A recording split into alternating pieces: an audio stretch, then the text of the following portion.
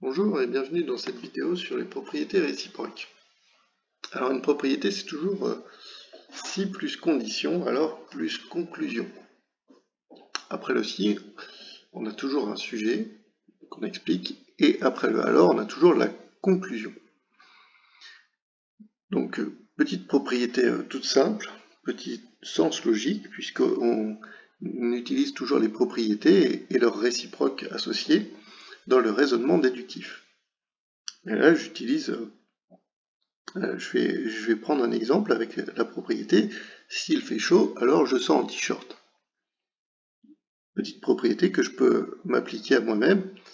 Je regarde la météo le matin, il fait 25 degrés. Je me dis « S'il fait chaud, je sors en t-shirt ». J'ai donc constaté qu'il faisait chaud, alors je vais sortir en t-shirt. Je peux également constater du coup que les réciproques ne sont pas toujours vrais. En effet, qu'est-ce qu'une réciproque ? La réciproque, c'est j'échange la conclusion et la condition.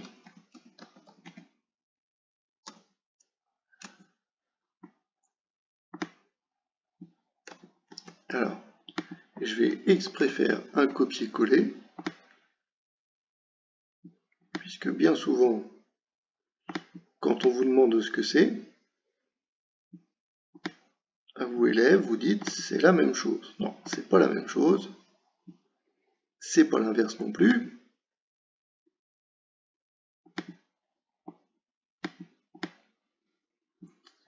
Pourquoi ? Parce que la réciproque, il faut faire un petit travail dessus quand même. Donc si plus conclusion, alors plus condition. Qu'est-ce que ça donne ?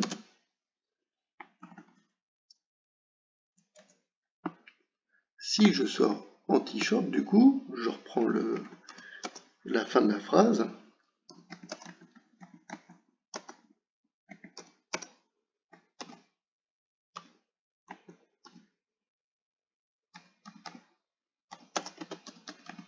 Alors, il fait chaud.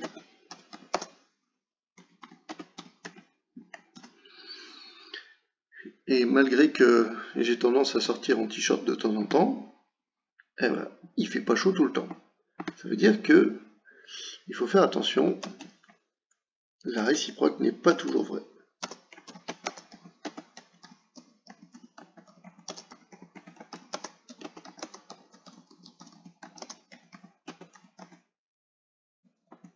Ça, c'est la première chose à savoir. Par contre, il faut savoir la construire. Pourquoi ? Parce que ça arrive qu'elle soit vraie quand même.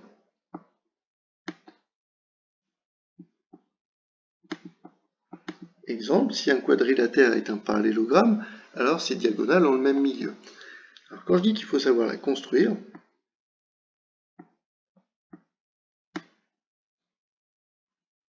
il y a des petites difficultés quand même si on va le faire sous forme d'un copier-coller. Donc je vais prendre la conclusion,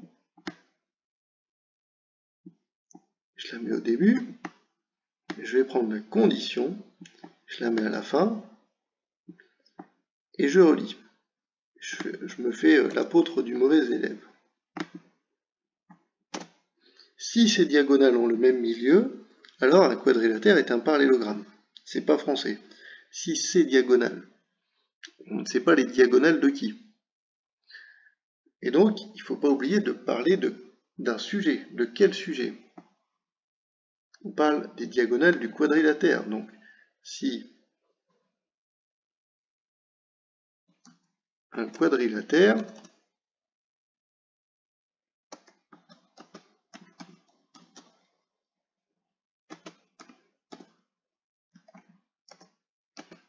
a ces diagonales